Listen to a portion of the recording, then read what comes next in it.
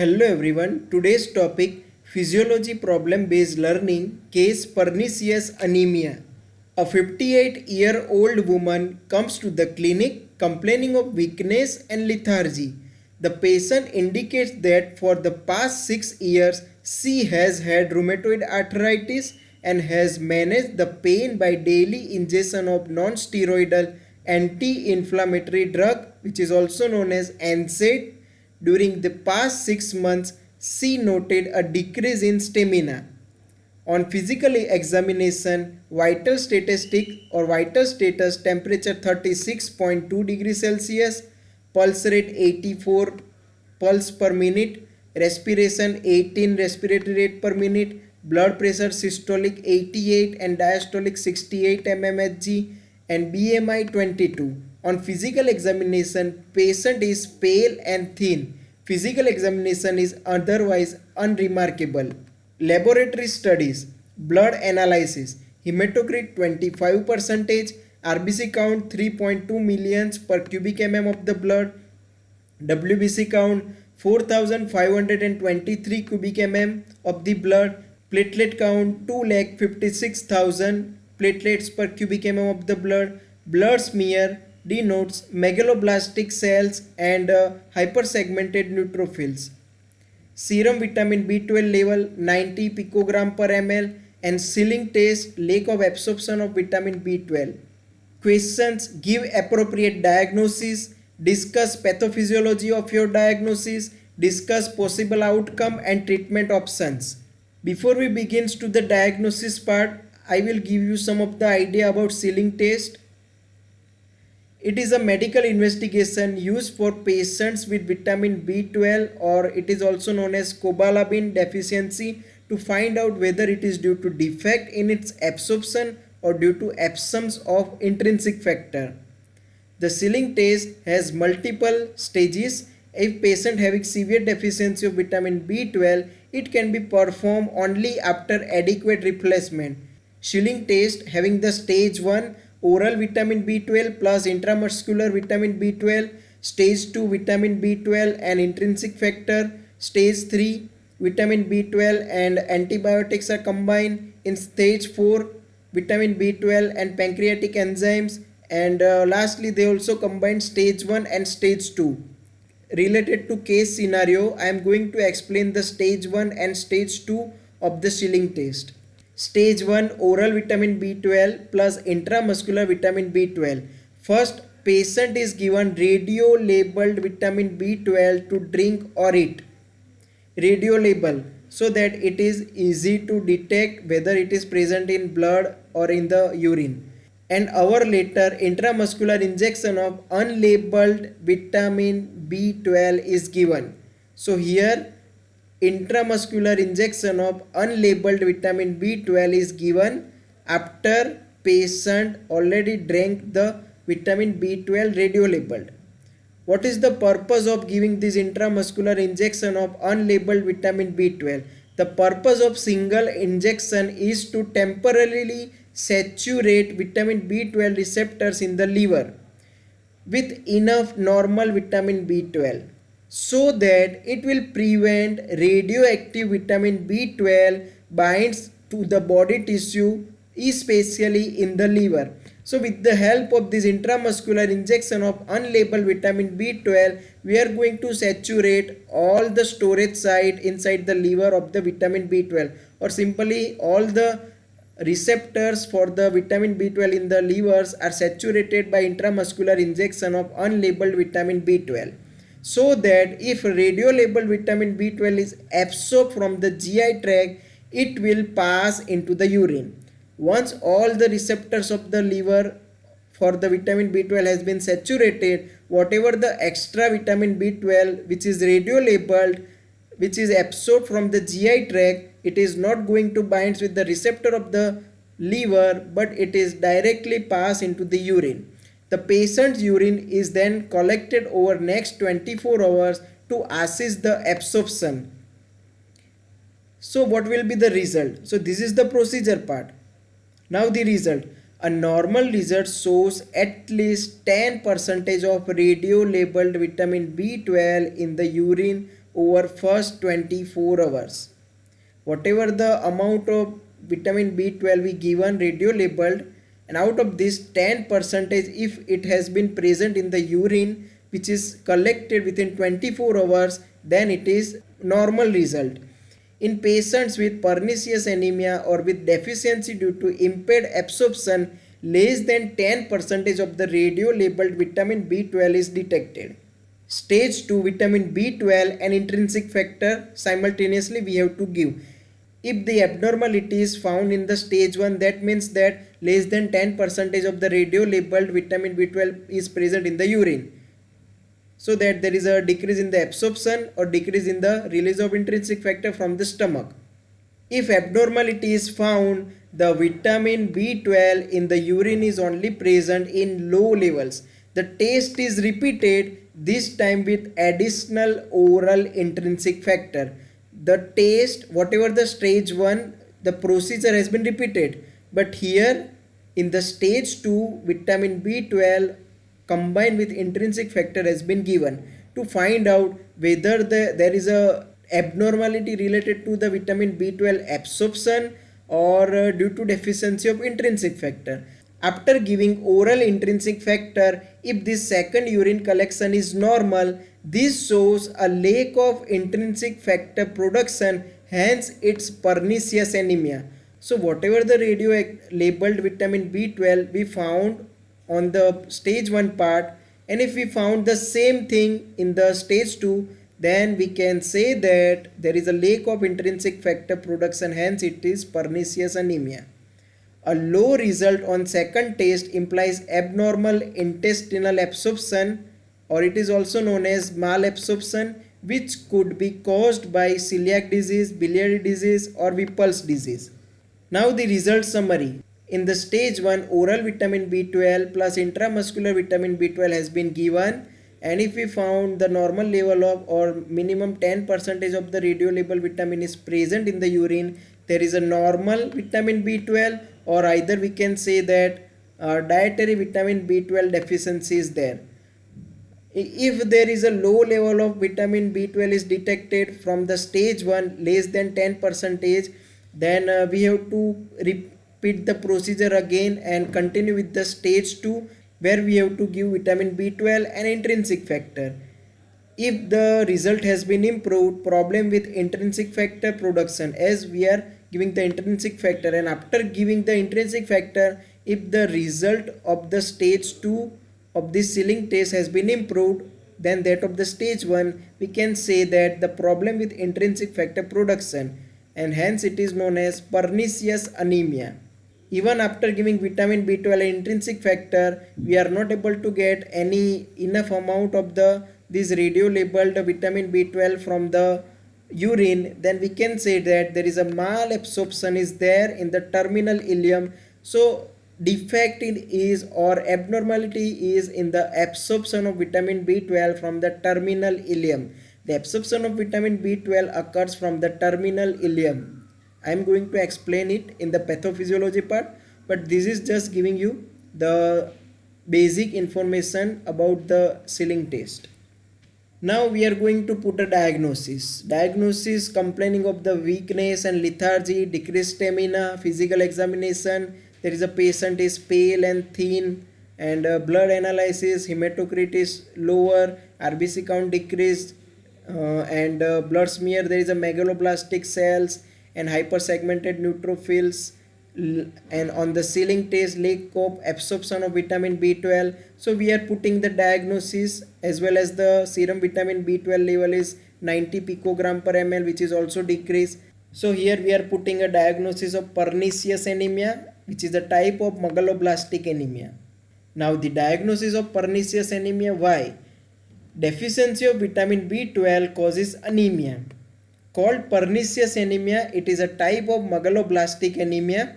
Why vitamin B12 deficiency called anemia or simply pernicious anemia? For the synthesis of red blood cells, adequate stores of ions, amino acids and vitamin B6 and B12 are necessary.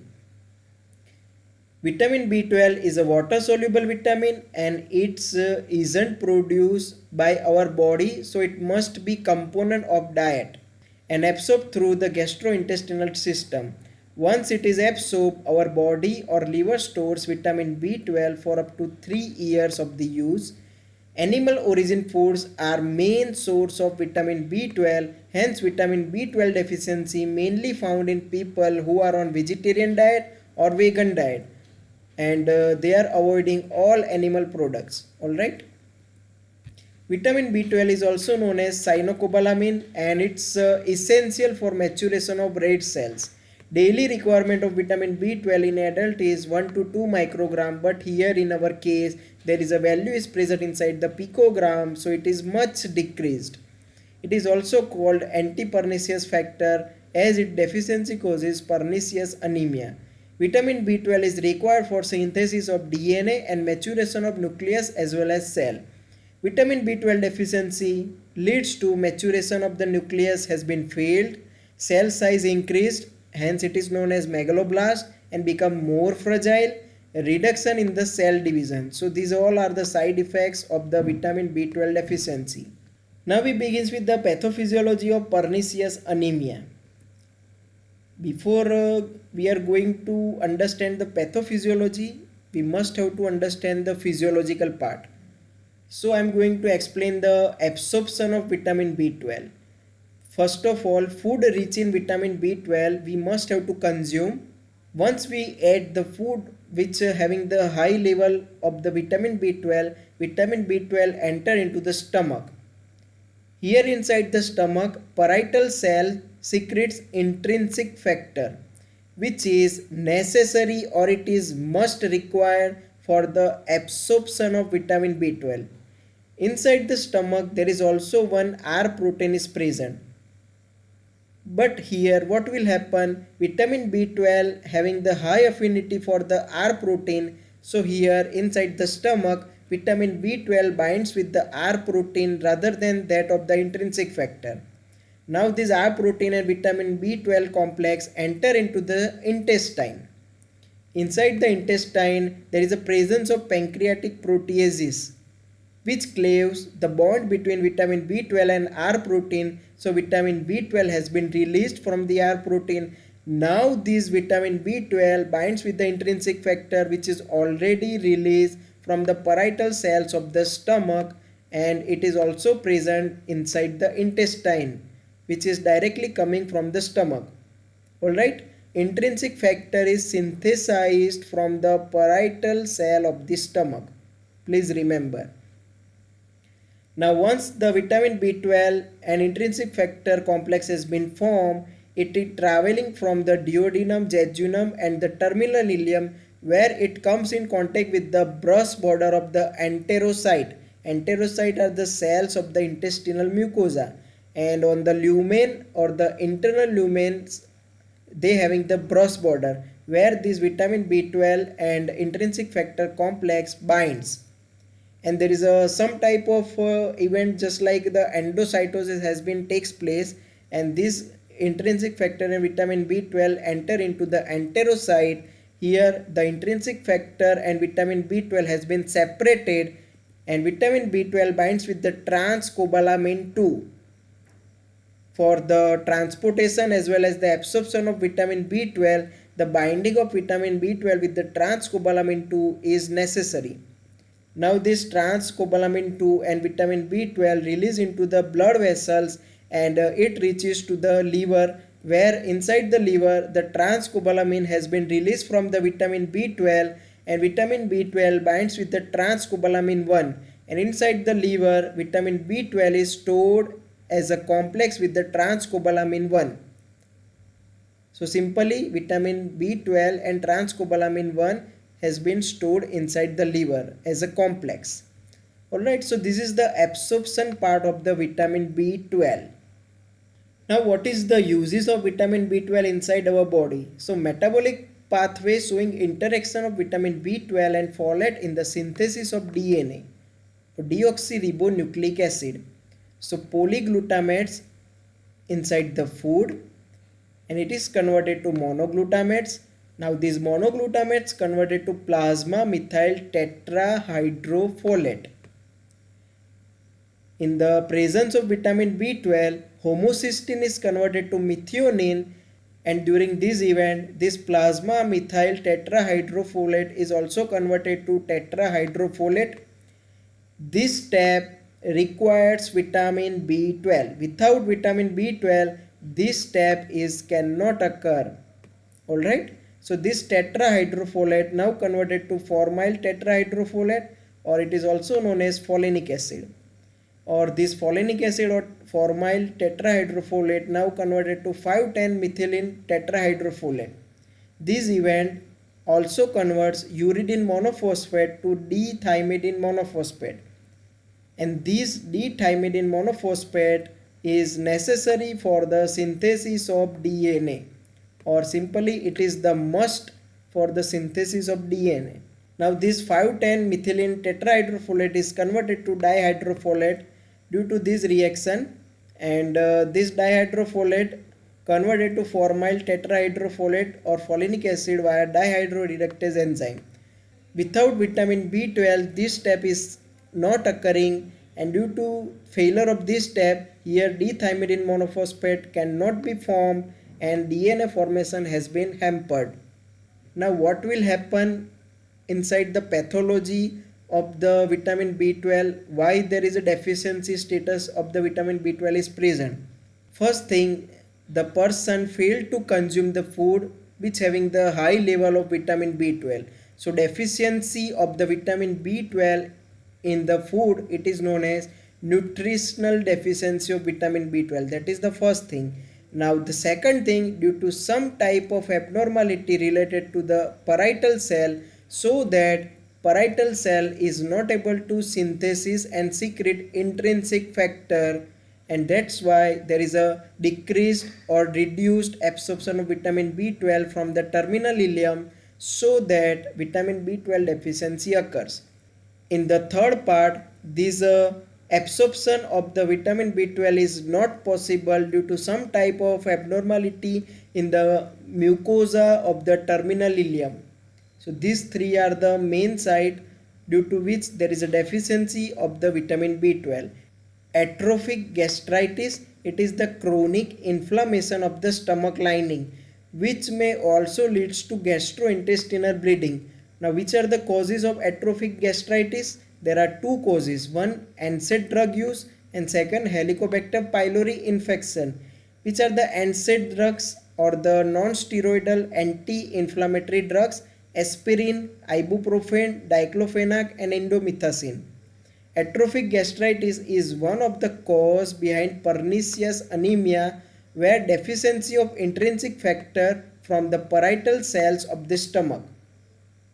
So atrophic gastritis, in our case, the patient is using NSAID on a chronic base, and due to this chronic use of NSAID, the patient is suffering from atrophic gastritis.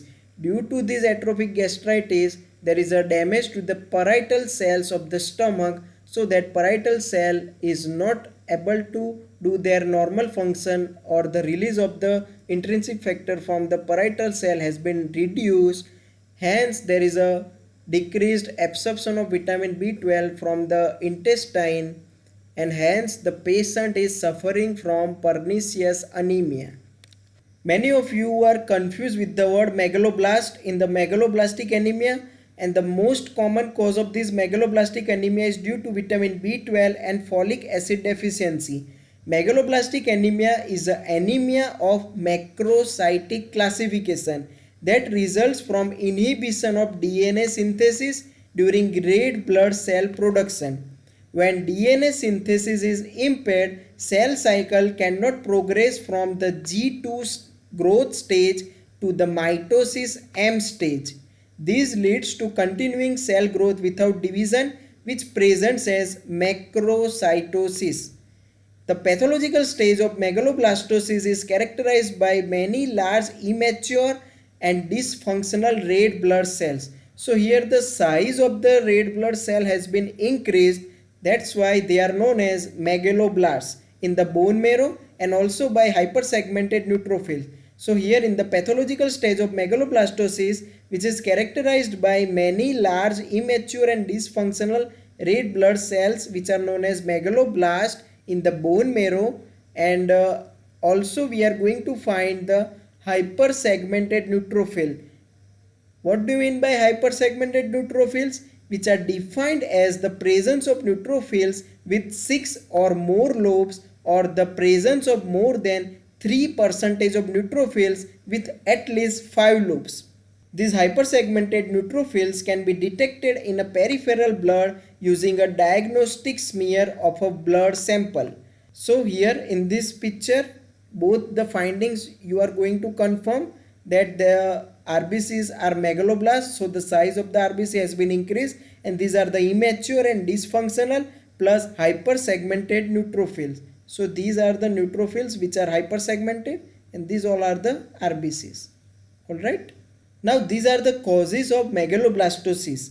Other than the vitamin B12 or the cobalamin deficiency and folic acid deficiency, these megaloblastic or the causes of megaloblastosis includes congenital disorders in the DNA synthesis, acquired defects in the DNA synthesis, and drug-induced megaloblastosis. So all these are the causes of megaloblastosis. Now here I am going to discuss about the possible outcome and treatment options. Counseled on avoiding chronic use of NSAIDs, and the patient may uses the aspirin, ibuprofen, diclofenac or indomethacin on a chronic base, then the patient have to suffer from these side effects of the drug, which is atrophic gastritis. And due to this, the pernicious anemia condition is obvious. So that the first part, we have to counsel the patient to avoid the chronic use of NSAID and use the NSAID only when there is a must requirement.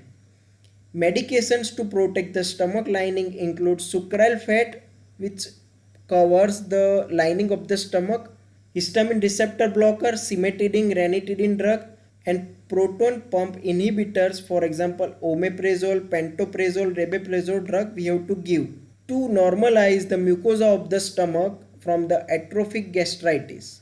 Or simply, the patient is treated with intramuscular injection of 100 microgram of vitamin B12, or we can also use cyanocobalamin injection, which is having the possible trade name Cobal, Cyanojet, Cynomine, Vibal, etc.